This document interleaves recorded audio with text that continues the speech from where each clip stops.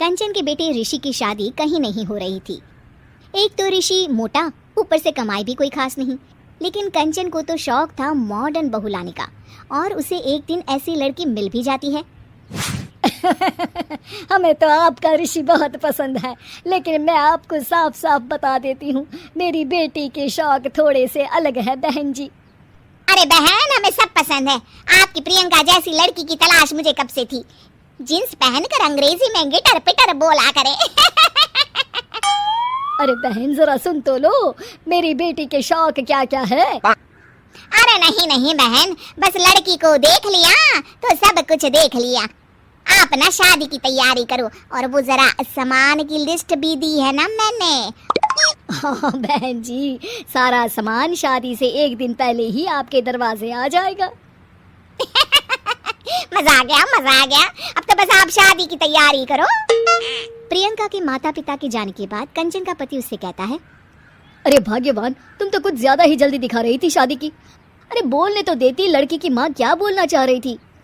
अरे आप चुप रहिए जी, कुछ पता भी है आपको, बस मुफ्त में बोले जा रहे हैं।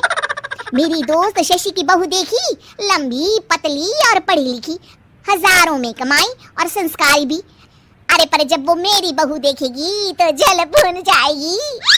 लेकिन तुम तो शादी ऋषि के लिए कर रही हो ना, या शशि के लिए? तुम्हारा लड़का कुछ कमाता भी नहीं है, और शरीर भी भगवान की दुआ से फूलता ही जा रहा है। फिर बोले आप हैं? फिर बोले आप? मैंने कहा ना, प्रियंका जैसी जींस पहनकर अंग्रेजी झाड़ने वाली बहू किस्मत वालों को ही मिलती है। चुप रहिए आप। पति के लाख कहने पर भी कंचन ऋषि की शादी प्रियंका से करवा देती है। लेकिन प्रियंका जैसे ही घर में आती है, वैसे ही जोर जोर से चिल्लाकर नाचने लगती है।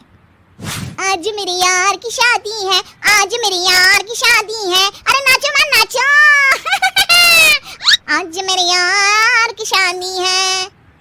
कंचन, उसका पति और ऋषि ये देखकर हैरान रह जाते हैं। लग रहा है बहू को शादी की बड़ी खुशी है। हाँ, बहू क्यों नहीं, हम भी नाचेंगे। अरे नाचो नाचो जी, मुंह क्या देख रहे हो, चलो चलो नाचो, बहू कह रही है। कंचन ये कहकर प्रियंका के साथ नाचने लगती है। ऋषि और उसके पिता वहां से चले जाते हैं। अगले दिन कंचन अपनी सहेलियों को प्रियंका से मिलवाने के लिए घर बुलाती है, जहाँ शशि भी आती है। अरे शशि, कैसी हो? मैं ना तुम्हें प्रियंका से मिलवाती हूँ।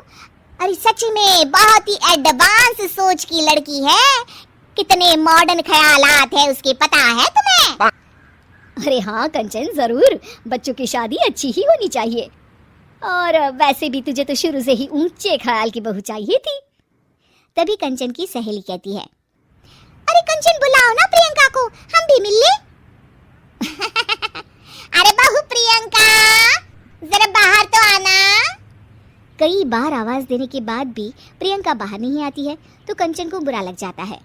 वो उसे लेकर बाहर आती है, लेकिन ये क्या, प्रियंका लड़खड़ाती हुई बाहर आती है और उसके हाथ में शराब की बोतल होती है। हालांकि शराब पीना स्वास्थ्य के लिए हानिकारक होता है और ये हमारी किडनी के लिए बहुत ही खतरनाक है, लेकिन कंचन की बहू प्रियंका पूरे नशे में होती है। अरे इतने सारे लोग। ये कहकर वो शशि के पास जाती है। आंटी जी, पत्ते खेलेंगी, पत्ते। अरे दूर हो, दूर हो, तुम्हारे मुंह से तो शराब की बदबू आ रही है। अरे कंचन, माना तुम्हें मॉडर्न बहू चाहिए, लेकिन आधुनिकता का मतलब ये तो नहीं ना। बुरा ना मानना कंचन, तुम्हें पता था कि तुम्हारे बेटे की कमाई और शरीर दोनों ही ठीक नहीं है, तो तुम्हें उसी हिसाब की लड़की से शादी करवानी चाहिए थी। ऐसा कहकर सभी औरतें वहां से चली जाती है। तभी प्रियंका की माँ कंचन के घर आती है।